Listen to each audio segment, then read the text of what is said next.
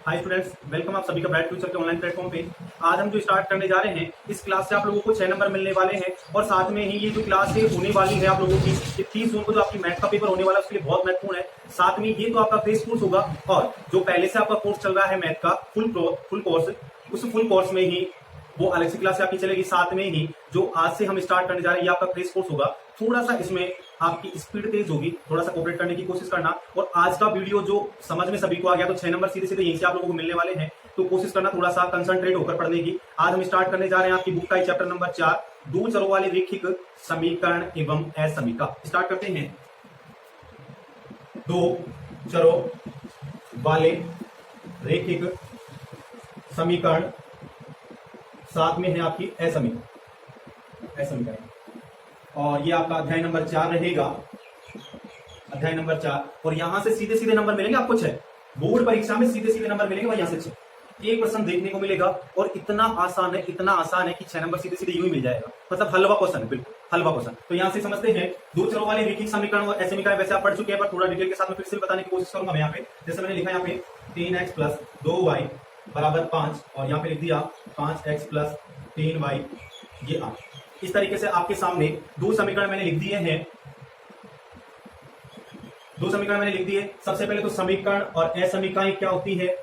समीकरण जब ये आपका कौन सा है दायां पक्ष, ये कौन सा आपका बायां पक्ष, इन दोनों के बीच में यदि बराबर का चिन्ह आता है तो वो क्या कहलाएगा आपका समीकरण, क्या कहलाएगा समीकरण। साथ में असमीकाएं क्या होगी, जैसे मैं इसको लिखता हूं 3x + 2y बड़ा है 5 से, या बराबर का चिन्ह वो लग जाता है तो ये आपकी क्या होगी असमीकरण। केवल बराबर का चिन्ह आता है तब तो क्या होगा आपका समीकरण, और इस तरीके से बड़े छोटे का चिन्ह आता है तो क्या होगी आपकी असमीकरण। क्लियर हो गया, कोई दिक्कत आ रही है। साथ में चर वगैरह की बात क्या है, तो चर यहाँ पे क्या देखने को मिल रहा है आपको x, यहाँ पे कितना है y, ये कितना है x, ये कितना है y। क्लियर हो गया। अब इन दोनों समीकरणों की सहायता से मैं आप लोगों के सामने कुछ बनाने जा रहा हूं, देखना। और यहाँ पे दोनों समीकरणों को आप संयुक्त रूप से क्या कहेंगे, युगपत समीकरण। युगपत यानी एक जोड़े के रूप में, ठीक है। तो यहां से देखो x का गुणांक कितना है 3, तो यहाँ पे a1 कहूंगा, इसका मान कितना है 3। यहाँ पे y का कितना है 2, यहाँ पे b1 का मान कितना हो गया 2। c1 यानी क्या है आपका अचर राशि, क्या है अचर, और इसका मान कितना है 5। फिर दूसरे वाले समीकरण से a2 बराबर कितना है 5 है, b2 बराबर कितना है 3 है, c2 बराबर कितना है आपका 8। क्लियर हो गया। a1 a2 b1 b2 c1 c2 सभी को देखना आ गया। क्लियर हो गया। अब यहां से मैं आप लोगों को आपकी किताब में ही 3 कंडीशन आपको दी गई है, वहां से इन दोनों समीकरणों के द्वारा जो ग्राफ बनेगा, उन ग्राफ की रेखाओं की प्रकृति कैसी होगी उसके बारे में 3 कंडीशन आपको दी गई है। तो फटाफट से आप इसको एक बार उतार लें, जिसमें इसको, हाँ जी। अब आगे देखिएगा, यहां से मैंने लिखा 5x + 2y = 3 है, 8x + 4y = 6 है। दो समीकरण मैंने आप लोगों के सामने बना दिए हैं। अब दोनों समीकरणों से क्या करने वाले हो आप, a1 a2 b1 b2 c1 c2 का मान निकालने वाले हो ना। देखना a1 5, b1 2, c1 3। यहां से a2 का मान कितना है 8, b2 का कितना है 4 और c2 का कितना है 6। क्लियर हो गया। अब आप लोगों को मान लो परीक्षा में क्या पूछा जाए कि गुणांकों के अनुपातों की तुलना कर आपको बताना है कि रेखाओं की प्रकृति कैसी होगी, तो यहाँ पे 3 कंडीशन बनेगी। तीनों कंडीशन मैं समझा रहा हूं, साथ में उन तीनों कंडीशन की टेबल भी आपकी किताब में बनी हुई है, मैं अभी आप लोगों को बताने वाला हूं। देखना यहां से कंडीशन क्या क्या हो सकती है 3। जैसे मान लो आपके सामने दो समीकरण दिए हैं और दोनों समीकरणों से गुणांकों के अनुपातों की आप क्या कर रहे हैं तुलना, गुणांकों के अनुपातों की तुलना आप कर रहे हैं। इसके बाद में रेखाओं की प्रकृति, और लास्ट में देख रहे हैं आप हल। यहां से 3 कंडीशन आपको देखनी है, गुणांकों के अनुपातों की तुलना, रेखाओं की प्रकृति और हल। ठीक है। आपके सामने दो समीकरण होंगे, उन दो समीकरणों से आप क्या करने वाले हो, दो समीकरणों से गुणांकों के अनुपातों की आप तुलना कर रहे हो। तुलना कैसे करेंगे, जैसे a1 a2 का मान निकाल लिया, b1 b2 का मान निकाल लिया, c1 c2 का मान निकाल लिया। पहली कंडीशन यहां पे देखना, पहली कंडीशन दो समीकरण आपके सामने हैं, और जैसे मैं यहाँ पे कहता हूं कि 5x + 3y = 2 लिख दिया मैंने, और ये लिख दिया 2x + 8y = 6 लिख दिया। ठीक है। अब यहां से A1 का मान कितना होगा 5, A2 का मान कितना होगा 2, फिर B1 का मान कितना होगा आपका 3, B2 का मान कितना होगा 8। क्लियर हो गया। अनुपात यानी बट्टे के रूप में A1 बटा A2 क्या बराबर आपका B1 बटा B2 के है क्या? नहीं। अगर A1 बटा A2 बराबर नहीं है B1 बटा B2 के तो मैं आगे बढ़ूंगा ही नहीं। और यहाँ पे रेखाओं की प्रकृति कैसी होगी? प्रतिच्छेदी, प्रतिच्छेदी रेखा। अब प्रतिच्छेदी रेखाओं का मतलब क्या होगा? एक दूसरे को क्या करेगी? एक बिंदु पे वो काटेगी। और ऐसा क्यों कर रहे हैं? क्योंकि जब आप 6 नंबर का क्वेश्चन करने वाले हैं उसमें ये अगर आपको सारणी पहले से ही मालूम है A1 बटा A2 बराबर B1 बटा B2 वाला अनुपात आपको पहले से ही पता है तो आपका आंसर अच्छे ढंग से आप चेक कर सकते हैं कि जो मैंने ग्राफ बनाया है वो सही बनाया या गलत बनाया। यहां पे हल कैसा आएगा? देखिए क्लियर हो गया। इसके साथ ही इसकी 2 कंडीशन और है, मैं यहां पे साइड में लिख देता हूं 2 कंडीशन। A1 बटा A2 अब बराबर हो गया अगर B1 बटा B2 के और बराबर नहीं है C1 बटा C2 तब क्या होगा? समांतर रेखा। समांतर रेखा कैसी रेखा होगी? समांतर, यानी वो एक दूसरे को काटेगी नहीं। तीसरी कंडीशन A1 बटा A2 बराबर है B1 बटा B2 बराबर है C1 बटा C2 के, तो रेखाएं कैसी होगी? संपाती। संपाती का मतलब आप समझ लें, संपाती कौन सी होगी? संपाती रेखाएं जो एक दूसरे को क्या कर लेगी? पूरी तरह ढक लेगी। क्या कर लेगी? ढक लेगी। तो यहां से देखना, जैसे एक रेखा मैंने खींच दी, दूसरी रेखा जो आएगी वो इसी पे आएगी, तो एक दूसरे को क्या कर लेगी? वो ढक लेगी। यहां पे जो हल होगा कोई हल नहीं, कोई हल नहीं। और आप लोगों को घबराने की जरूरत नहीं, इसको बार बार उतारने की जरूरत भी नहीं है क्योंकि आपकी किताब में दे रखा है, मैं अभी समझाने वाला हूं आप लोगों को। और यहाँ पे हल क्या होगा? अनेक हल। क्या होंगे? अनेक हल। क्लियर हो गया। तो अब आगे बढ़ते हैं। आपकी किताब में देखो पेज नंबर 72 पे कुछ बच्चे ये कहेंगे कि सर हमारे पास तो किताबों में नंबर भी कुछ उल्टे सीधे हैं, तो चैप्टर नंबर 4 में आपकी तुलनात्मक सारणी दी गई है। पेज नंबर 72 पे 2 समीकरण आपको दिए गए हैं, तीनों की कंडीशन मैंने जो लिखा है आप लोगों को सामने, वो कंडीशन भी तीनों मौजूद है आप लोगों की। तो आप इसको भी उतार ले, साथ में वहां से भी ढंग से पढ़े। देखो यहाँ पे दे रखा है पेज नंबर 72 पे पूरी सारणी बनी हुई है आप लोगों को। क्लियर हो गया। आगे बढ़ते हैं, हम आगे बढ़ते हैं और करते हैं क्वेश्चन को, किस तरीके से प्रश्न आने वाले हैं। या फिर हम स्टार्ट करें 4.1 के सवाल। कुछ क्वेश्चन मैं करवाता हूं, कुछ क्वेश्चन आप करिएगा और जल्दी से अपनी प्रश्नावली पूरी हो जाएगी, 6 नंबर मिल जाएंगे। मात्र एक सवाल सीखना आप लोगों को, 6 नंबर ले लेना है। ठीक है भाई, आगे बढ़ते हैं। हाँ जी, स्टार्ट करने जा रहे हैं 4.1। पहला सवाल आप लोगों का, अनुपात A1 बटा A2, B1 बटा B2 और C1 बटा C2 की तुलना कर आपको ज्ञात करना है कि निम्नलिखित समीकरणों के युग्म संगत है या असंगत। संगत का मतलब तो क्या होगा कि आपको हल मिलते हैं या नहीं मिलते हैं, और असंगत का मतलब क्या होगा आपको हल मिले हैं या नहीं मिले। ठीक है, तो पहला सवाल देखना है। यहाँ पे पहला सवाल क्या आप लोगों का, पहले का भी पहला है, उसकी बात कर रहे हैं। 2x माइनस 3y बराबर कितना आपका 8, और ये है आपका 4x माइनस 6y बराबर कितना है 9। सॉल्व करने जा रहे हैं। यहां पे करना क्या है आप लोगों को, A1 बटा A2, B1 बटा B2, C1 बटा C2 का अनुपात देखना है।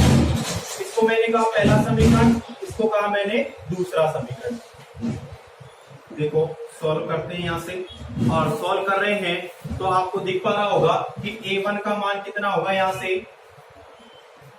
A1 का मान कितना है यहाँ पे 2, A2 का मान कितना है यहाँ से 4, B1 का मान कितना है माइनस का 3, D2 का मान कितना है यहाँ पे माइनस का 6, C1 का मान कितना है 8, C2 का मान कितना है 9।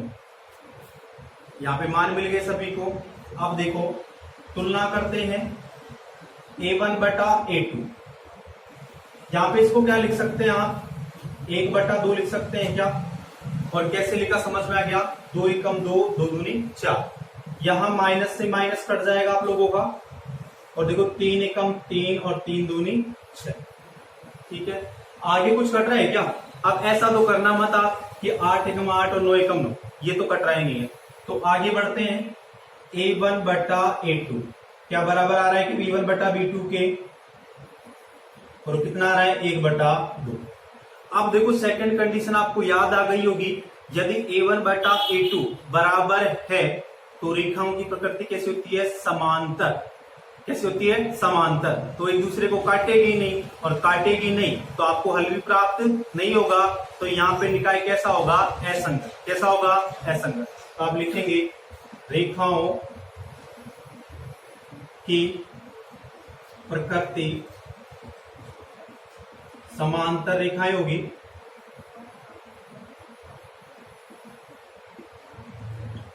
और कोई हल नहीं होगा, कोई हल नहीं। साथ में कैसा होगा?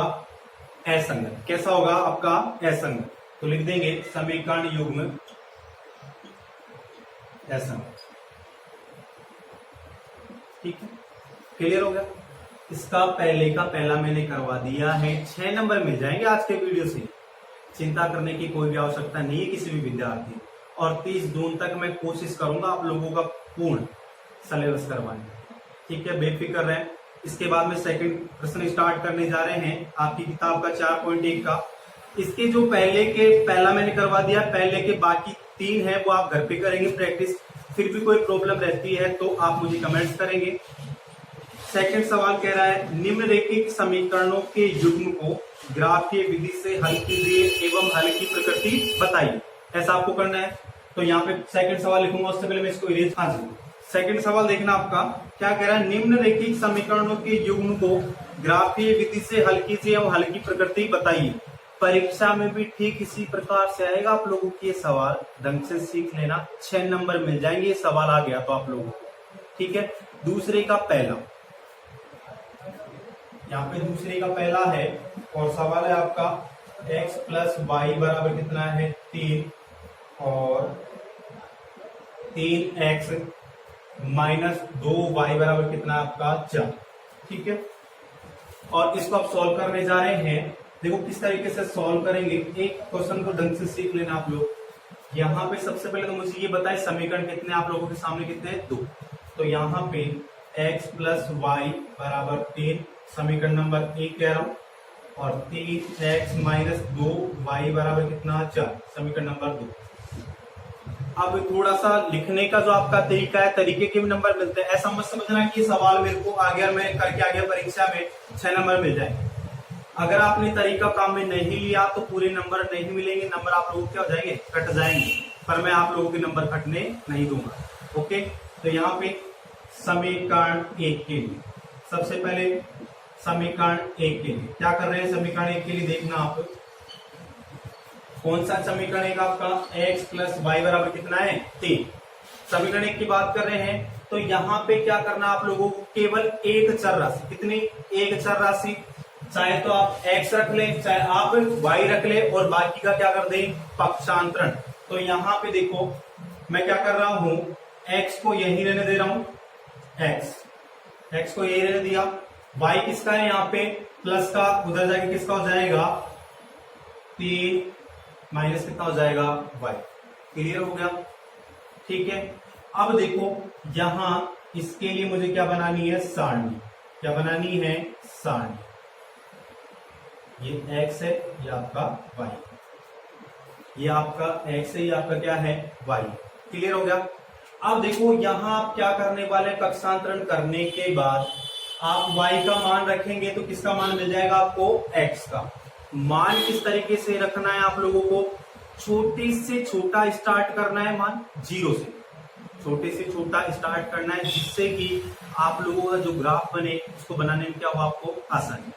और साथ में जैसे आगे मैं समझाऊंगा, जैसे जैसे इसका लेवल बढ़ता जाएगा वैसे वैसे समझाऊंगा। यहाँ पे 3 माइनस वाई हो गया, y की जगह सबसे पहले क्या रखूंगा मैं? 0। y बराबर 0 रखने पर, y बराबर आप 0 रख रहे हैं, रख दें। समीकरण में 0 रख रहे हैं तो यहाँ पे कितना आ जाएगा आप लोगों का? x बराबर 3 माइनस 0, यानी x का मान कितना आ गया आप लोगों का? 3। कितना आ गया? 3। y का मान आपने 0 रखा, x का मान कितना मिल गया आप लोगों को 3। क्लियर हो गया सभी को। फिर इसके बाद में आगे बढ़ते हैं, y बराबर 1 रखने पर, y बराबर कितना रखने पर 1 रखने पर रखते हैं समीकरण में x बराबर 3 माइनस y की जगह कितना रख रहे हो 1, 3 में से गैर कितना 2। आपने y का मान कितना रखा है 1, तो x का मान कितना मिल गया 2। तो यहाँ पे y की जगह 1 और x की जगह कितना 2। इतनी बात सभी को समझ में आ गई होगी। ठीक है, जैसा प्रोसेस, जैसा यहाँ पे प्रक्रिया मैंने समीकरण 1 के लिए अपनाई है, ठीक उसी प्रकार मैं प्रक्रिया किसके लिए अपनाऊंगा, समीकरण नंबर 2 के लिए।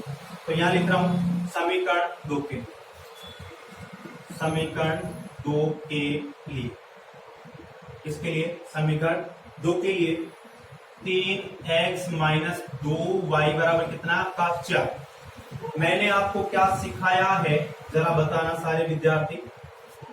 इसको थोड़ा सा मैं पास में ले लेता हूं यहाँ पे टेबल को।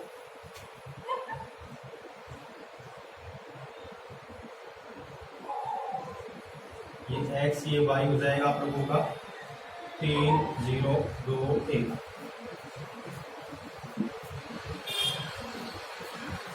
अभी देखो मैंने आप लोगों को क्या सिखाया है कि केवल एक चर राशि, केवल एक चर राशि को आपको रखना है, बाकी का क्या कर देना है, पक्षांतरण।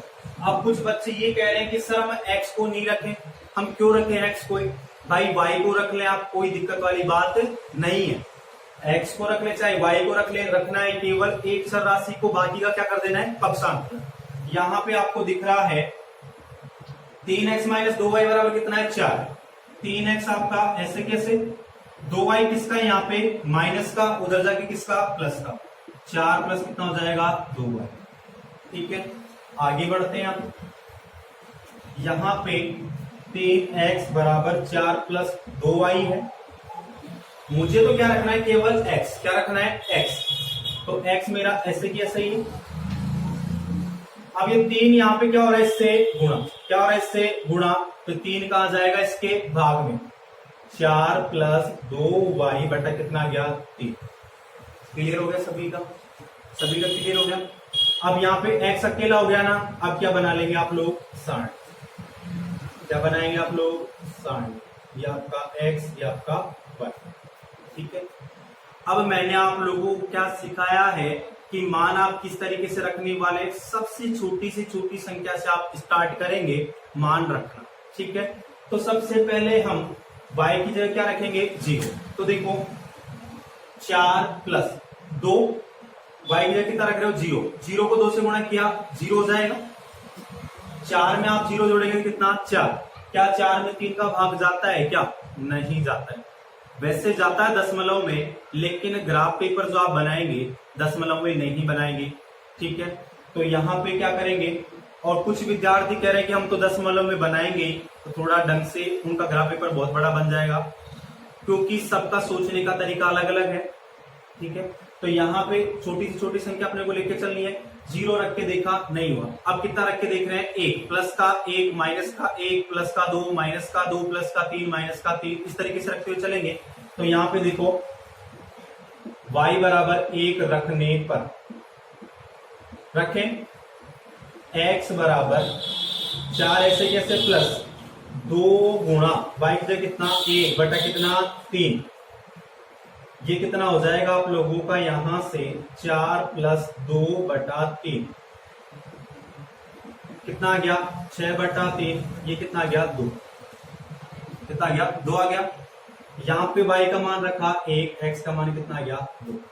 क्लियर हो गया सभी। एक मान और निकालने वाले हैं, y बराबर अब कितना रखें, ये भी सोचने वाली बात है या नहीं आप बताओ। तो फिर अब माइनस का 1 रख के देखते हैं।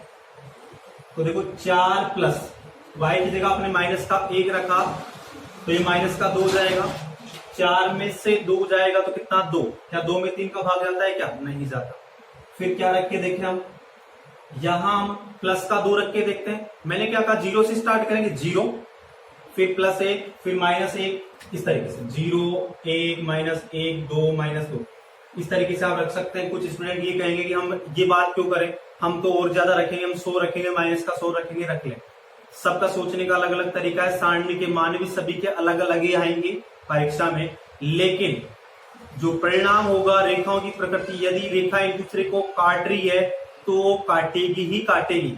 ठीक है, तो यहां से अब मैं रख के देख रहा हूं कितना, माइनस का 2, 4 प्लस 2 गुणा माइनस का 2, यानी कितना हो गया माइनस का 4, 4 में से 4 गया तो 0, और 0 में आप किसी भी संख्या का भाग देंगे तो क्या जाएगा आपका 0। तो यहां पे क्या रखेंगे, y बराबर माइनस का 2 रखने पर, चलो x बराबर 4 प्लस 2 गुणा y की जगह कितना रख रहे हो आप, माइनस का 2 बटा कितना आपका 3, ये कितना आ जाएगा 0 बटा 3, यानी कितना गया 0, माइनस 2 रखा और ये कितना गया आप लोगों का x का मान 0। क्लियर हो गया सभी, कोई दिक्कत है क्या बताएं, इतना समझ में आ गया सभी को। चलो अब देखो, दोनों सारणी की सहायता से हम क्या बनाने जा रहे हैं ग्राफ। मैं इस वाले बॉक्स को यहां बना देता हूं, आपकी सारणी के मानों को यहां बना देता हूं मैं,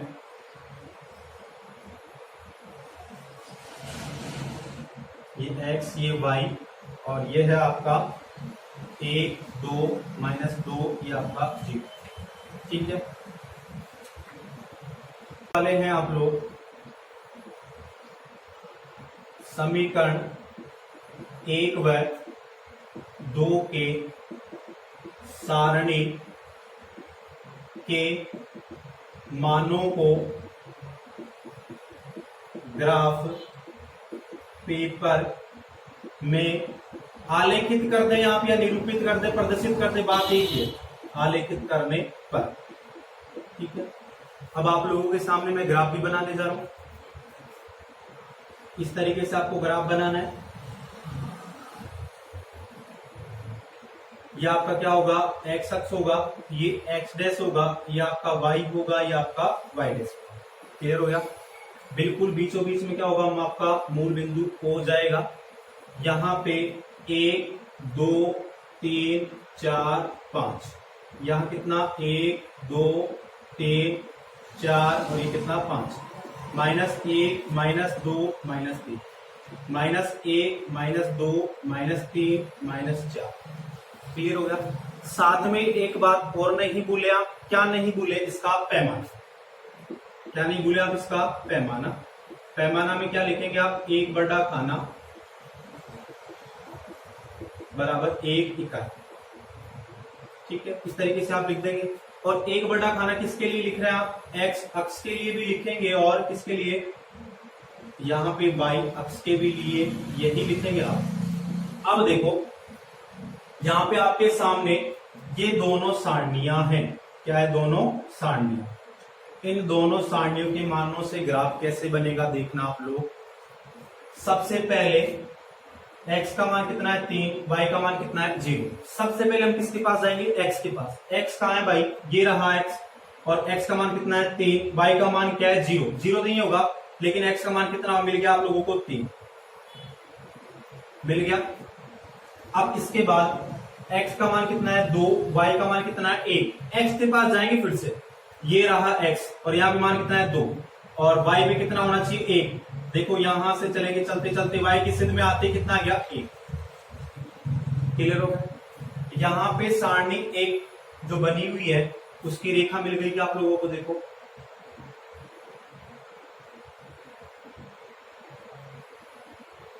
क्लियर हो गया, दोनों पॉइंट मिल गया आप लोगों को। फिर सारणी 2, सारणी 2 पे चलेंगे हम। x का मान कितना है 2, y का मान कितना 1। x पे चलेंगे, ये रहा 2, y का 1। लो जी, फिर से यही बिंदु मिल गया आप लोगों को। और अब सेकंड पे देखते हैं, x का मान कितना है 0, y का मान कितना -2। x का 0 तो मूल बिंदु पे हो जाएगा, और y का कितना होना चाहिए -2। लो, फिर से क्या कर देंगे आप, इन दोनों को मिला देंगे। तो आप सभी को पता लग रहा होगा कि रेखाओं की प्रकृति कैसी होगी। यहाँ पे प्रतिच्छेदी रेखाएं जो एक बिंदु पे काटेंगी, इस पे एक बिंदु पे, और वो एक बिंदु कौन सा है, x पे तो कितना है 2 और y पे कितना है 1, यानी x का मान 2, y का कितना है 1। तो आप लिखेंगे लास्ट में जाके, यहां पे इसको मैं इधर लिख देता हूं, इस बॉक्स में इसका लास्ट रिजल्ट लिख देता हूं। समीकरण 1 व 2 द्वारा ग्राफ में निरूपित रेखाएं एक दूसरे को प्रतिच्छेद करती है तथा प्रतिच्छेद बिंदु के निर्देशांक 2,1 है। क्लियर? ठीक है। परीक्षा में आप लोगों को इसी तरीके से सवाल पूछा जाएगा और ये सवाल कितने नंबर का आएगा? 6 नंबर का। कितने नंबर का? 6 नंबर का। डिटेल से आपने समझ लिया होगा। साथ में इस वीडियो को आप बार बार देखें, नहीं समझ में आ रहा है तो, और अच्छे से समझ में आ जाएगा। बाकी एक क्लास और है इसकी, जो नेक्स्ट क्लास होगी। 2 क्लासों में फिर से एक सवाल और लेके चलेंगे हम ग्राफ पेपर का ही, तो डिटेल से और थोड़ा सा ढंग से समझ लेना आप लोग, और 6 नंबर मिल जाएंगे आप लोगों को। ठीक है स्टूडेंट, आज के लिए इतना ही। All the best.